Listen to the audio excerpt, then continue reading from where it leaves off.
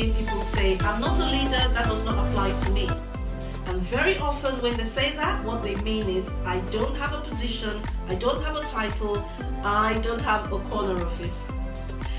And you and I know that there are people who have titles, who have positions, and yes, the corner office, but they're not leading anybody. One of my mentors, John Maxwell, is very well known for saying leadership is influence, nothing more, nothing less. And I agree. To the degree you can influence people is the degree to which you can lead them.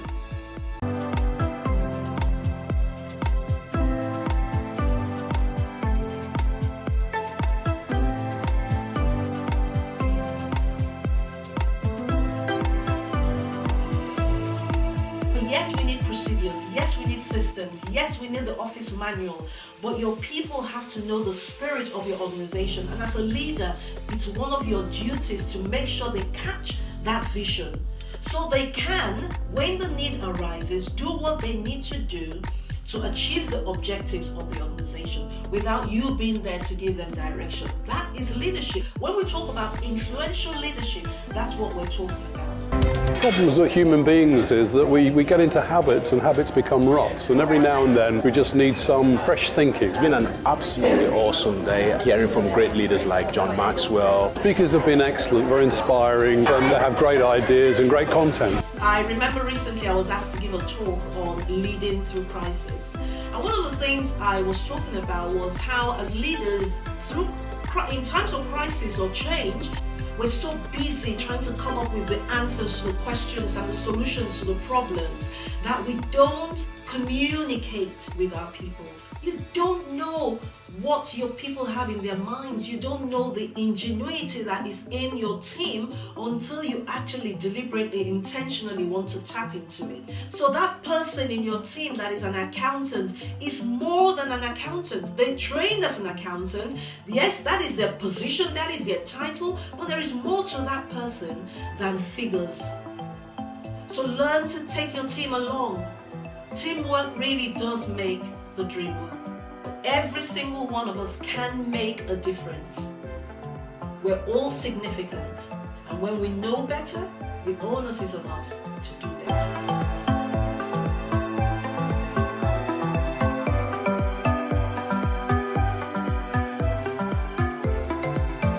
Now today is all about the authentic leader, and I really love the topic because I think today we need authentic leaders.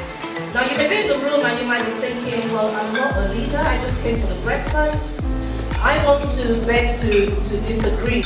Leadership is influence, pure and simple. And we all influence.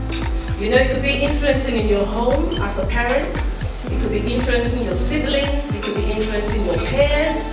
Of course, it could be influencing those that work with you, your work colleagues, or those that you're privileged to lead in the sense of that role as a leader. But we all influence. I think the question is, who are you influencing and how are you influencing them? And the power of influence is that it goes beyond your words. If you only rely on the manual, guess what? Your employee is going to come and do number 1, 2, 3, 4 and just do the letter of the manual. But when you truly influence people and they know your spirit, they know the spirit of the firm, they know what this organization is about, they're going to go beyond the letter of the manual. My definition of authentic is when your head, your heart, your mouth all say the same thing.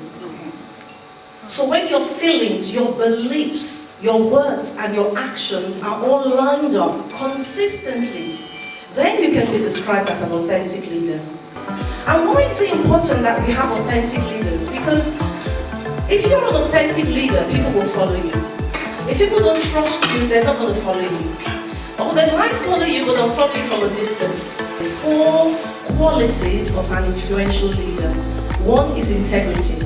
An authentic leader has to have integrity. So we're talking about integrity today. We're talking about nurturing. A real leader will nurture those that he's been privileged or she's privileged to lead. We're going to talk about faith, the importance of having faith in people. And we're also going to talk about the importance of listening to people. I think values are so powerful because values determine who you are. And it's easy to make decisions when you know your values. some people struggle to make choices, good choices, because they never sat down to clearly define their values. For me, family, faith are top of my values. So when I want to make a decision, if it comes against that, if it's something that's going to disrupt my family or it's something that is against my faith, I don't need to stress about it. It doesn't matter how enticing it is. Immediately I know that's not for me. It goes against my value. As an organization, what is our value? What are our core values? So when your people know your core values, whether you have written a manual out for them or not, they will live at that value. Does that make sense? Thank you very much for listening to me.